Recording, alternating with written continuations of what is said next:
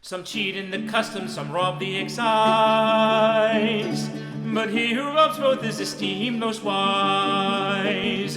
Church wardens too prudent to hazard the halter, as yet only ventured to steal from the altar. But now to get gold they may be more bold, and rob on the highway since Jonathan's cold. Well, greetings, and welcome back, friends, once again to Scoundrel's Alley Mailbag. Now, I know a lot of you are thinking, where's everybody at? Where have you been? Well, it's been kind of an odd year, so we kind of had to separate for a while. But that's okay. Pretty soon we hope to be back to our old vagaries and back together with you. But in the meantime, well, here I am sitting in Stopho Abbey, and again, that's our secret hideout. Now, it does change and move around a little bit. Right now, well, I'm sitting in the second floor of one of our special hideout areas. I love this area. Actually, it's got a wonderful view of the parking lot of the Catholic Church. Whatever, but, well, also I can see right into old lady Swackhammer's living room parlor there. Nice old lady. She gets around a lot. Oh, let's see, she's getting ready. She's a fitness buff. She's 85 years old and still a fitness buff, and looks like she's getting ready to work out now. I think it's called sweating with the oldies. Yep, she's putting on her headband. She wears this multicolored 1960s psychedelic headband, and a little different today. Looks like she's wearing a pale pink bodysuit, really wrinkly too. That's unusual. Usually she wears bodysuits that are nice and pressed and very colorful, but this one is...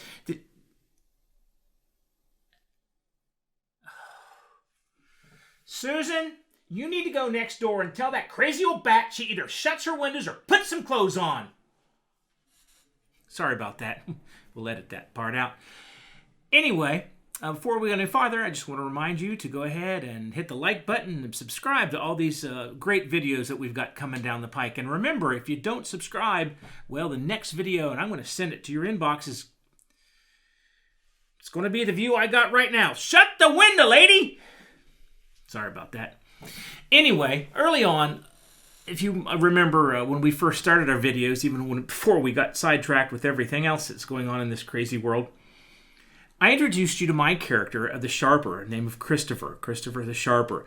Now, Christopher was a Sharper. He is a true scoundrel. B.E. Ghent, some of you have been following our writings and such in the articles that we've been putting out. B.E. Ghent, he defines a scoundrel in the 18th century as a hedgebird. Well, a hedgebird was specifically a gambler, a gamer, a cheat, a conman, a sharp, someone who rattles the tats, which was just another way of saying I'm cheating at dice. And so he truly was a scoundrel. Now, if you remember, the character that I play, Christopher, he's actually two people. He's Christopher Bodkin, and he's also Christopher the Sharper, the flying stationer sometimes a Faulkner, a shower of small tricks. What it is, when I put the character together, just kind of a recap really quickly. When I put the character together, I was looking at three people. I was looking at Banfield Moore Carew, where I got most of my influence from, of the 18th century. I was looking at the early 19th century gambler, mid-19th century gambler, George Duval here in the Americas. And I was looking for a later 20th century person that I knew quite well by the name of Eric Scites. What these three had in common was how they came about doing what they were doing. They all three kind of came about it the same way, but that's a completely different story. Suffice it to say that Christopher, as the Sharper, because he is basically two people, he's got some issues that most of the Sharpers of the time didn't deal with. For instance, in this time period, the scoundrels, the Sharpers, these people, they had one attitude, and that was, you have my money and I want it back, and I will do anything to get it back. Now, sure, I'm going to say things like, well, I won't gamble with widows or orphans. Well, that's a bunch of bunk. If you have money, I want it. And they were very amoral about it. They wanted the money, and they didn't care what the situation they put you in. They wanted your money. Christopher's problem is, because Christopher, in truth, is Christopher Bodkin, who grew up in a fairly well-off family. He was the second born son, so he was not going to get anything from the family in this time. Primogenitura is what it was called. Everything went to the firstborn son, the eldest son. But he was sent to school to be educated so he could help at the home. Well, it was at school was where he ran into a Canting Crew, began to learn their games, began to learn their language, began to learn their songs. And for the rest of his life, Bamfield Moore Crew, he stayed in both worlds. Well, for most of his life. Towards the end, he got out of the gambling completely. But he walked both worlds, in the criminal side and also the honorable side. He got married when he was in the honorable side, but he took his wife and his daughter into the criminal side, and they would go back and forth. A few months they'd be criminals, a few months they'd be upright citizens, a few months they'd be criminals, gambling, street criminals, part of a Canting Crew. And then until he finally actually, the reason we know so much about him is he actually left the Canting Crew world, went back into the real proper world for the rest of his life and wrote his memoirs. But Christopher, as the gamer, because of that, he's going to have a bit of an issue that he walks a moral line, and that's where the interest comes with the game. So the question was, can we see his games? So I'm going to show you a couple of his games that he did. I'm going to show you not only his games, but how they were played then and how you can beat Christopher. Now, you couldn't use these to beat a regular gambler because Christopher's going to be doing it a bit differently. I'm going to start by using these because this would have been the most popular. Some of you might recognize it. Some of you are going to say, oh, it's the cups and balls. Well, that's a magic idea, the idea of the cups and balls. It's a derivative of this. They're about 2,800 years old. Which came first, the magic trick or the gambling version? I don't know. I'm inclined to believe the gambling version came first because if you think about it, even as kids, we'd pick up a stone, put it behind our back. All right, you guess which hand's it in? That kind of thing. But this was called thimble rigging in the 18th century. It was one of the most popular street games, and it's one that Christopher really hangs a lot of his time and talents on learning and doing. Now, the idea of this is, again, I'm just going to hide in this case, it's a little cork, a little piece of that I've cut down to make it pea size. And a lot of people say it's shell and pea. And I'll move them around, and then you've got to figure out, once I move them around, hey, look over there, that kind of stuff. Then you've got to figure out which one is under. Now, there are two things that most people immediately think of. They think is, for one thing, they think I'm going to use more than one P. That's a magician's idea. It's called one ahead, where I'm always going to have one more P than you ever see. Oddly enough, it was developed in the later part of the 19th century by a man by the name of Jeff Smith, or who we called Soapy Smith. He was a gambler, very prolific gambler. He actually was killed in Skagway, Alaska, where he ran pretty much all the gambling in the Alaskan territory. He'd use two P's, where I would have one P hidden, and then I would show you one P, move them around, and you'd say, oh, this P's there, and I would say, no, it's over here. I never show you this P, but I'm not going to do that. And Christopher won't do that, because, again, that's about 100 years after Christopher is developing, and it's harder, actually, because I've got to keep track of where the P's are, and at any given time, you can grab and say, oh, look, you cheated, and I'm in trouble. I don't want to do that. The other way to do it is to convince you somehow that I'm moving them around. It's called the big lie. I'm going to put the P here and somehow convince you that I've moved it over here. Or I will get it to move over here and convince you that it's still here. That's called the big lie. And what my job would be as a sharper would be to sell the big lie. Christopher's not going to do that because he comes from that streak of morality that he grew up with as Christopher Bodkin, and that he still goes back and forth with. So he's got that streak of morality, and he's not going to lie to you, but he takes that to his advantage. Because there's still going to be the big lie.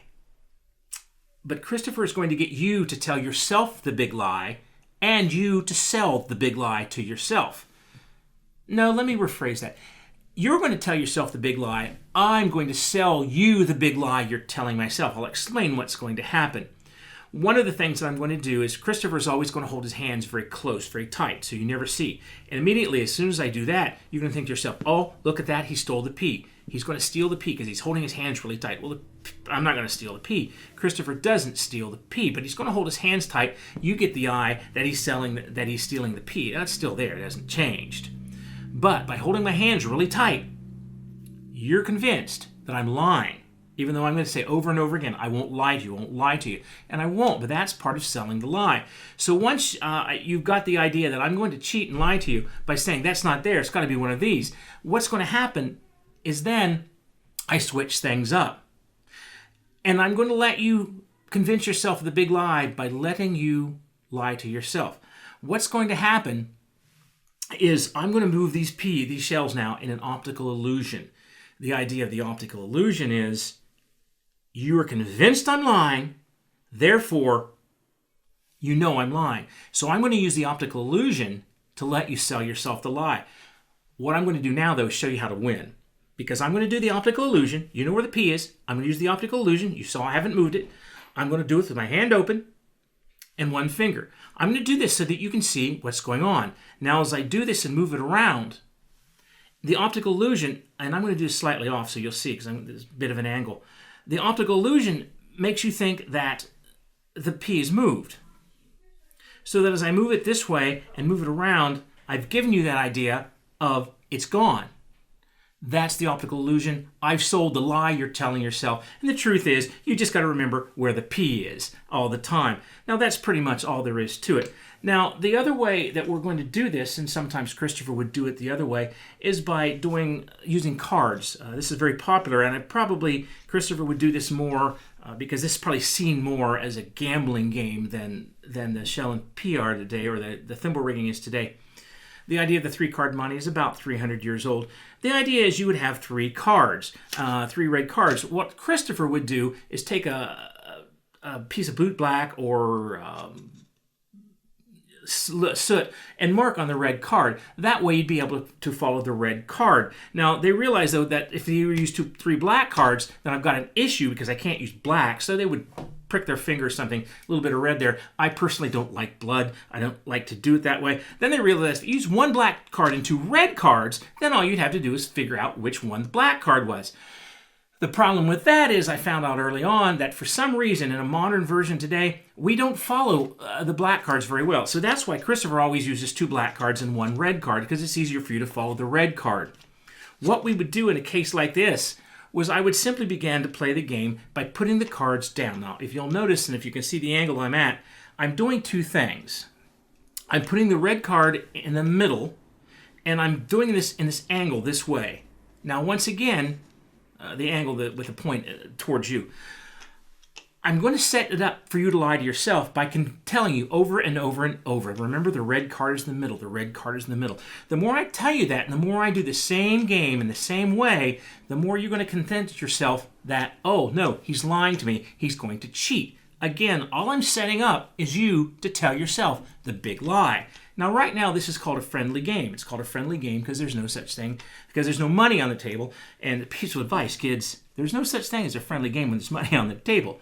So once I get you the idea, they understand that here's the red card, it's in the middle, and I've got this pointing shape to you, you're going to put some money down because you know exactly where it's at now because you're convinced. And then I give you the big lie because I'm just going to switch the game up now. And that's where you've got the big lie. You've got it in your head, and now I've just sold you the old lie you're saying to yourself because you're thinking to yourself, oh no, I saw what he did. Wink, wink, nudge, nudge. Look, it's not even pointing this way. He switched it up. Well, that's the optical illusion. Because here's how you know how to win the game. Because again, where did I tell you the card was? It was in the middle. And remember, the red card always starts in the middle. That's the wonderful thing you've just got to remember. Now, remember, keep that in mind. Don't let yourself fall for the big lie. Because if you know, if the red card's over here, the red card's over here, you know the red card's going to be right there in the middle. Don't fall for the big lie and don't tell yourself the big lie. Because if I say the red card's in the middle, by golly, the red card is in the middle. Now, it's interestingly enough, and I want to do one other thing very quickly, because a lot of times you'll see me do this, because this is my favorite way to do it, is to use the shells and the P. Now, this is actually more of a 19th century version. The 18th century were more popular to use the thimbles. But in the 19th century, there's a fascinating character in the mid-19th century. His name was Umbrella Jim Miner. And the reason I like him is because he started out his games the same way. He always had an umbrella. For when we played this game, oftentimes they didn't have a table, because if I put a table out like this, immediately you think, oh, I know what's going on. But they would do it friendly-wise, and they would do it just haphazardly. They would put a newspaper down or put their coat across their knees. Umbrella Jim would open his umbrella up and play it on top of the umbrella. But he always started the game the same way with a bit of doggerel verse, and this is how Jim Miner would always start his game. A little fun every now and then was relished by the best of men. So if you've got time and just a wee bit of money, 5 draws 10, and 10 draws 20. Attention given, and I'll show you how I hide the peekaboo. Pick a shell, any one you choose. If right, you win. If wrong, you lose. Now, the game itself is lots of fun, but my chances to win it are 2 to 1. So try to beat me if you can. Try to beat the shell game man. Well, we hope you've enjoyed our little time here. Shut the window, lady! Jeez. Hope you've enjoyed our little time here at Scoundrel's Alley and a little demonstration we have of some of the games that Christopher would play. If you take nothing out of this, remember this, and as Christopher will tell you at the beginning of every show and at the end of every show, don't play this for money. Well, remember to subscribe and like. If you have any questions, my name is Eric. You can reach me at eric@fairwinds.com or get it on the website, www.fairwinds.com. And of course, you can reach Frank and Carol or Parson John and Maggie at parsonjohnandmaggie.com. So until the next time, well, don't play this for money. Have a good day.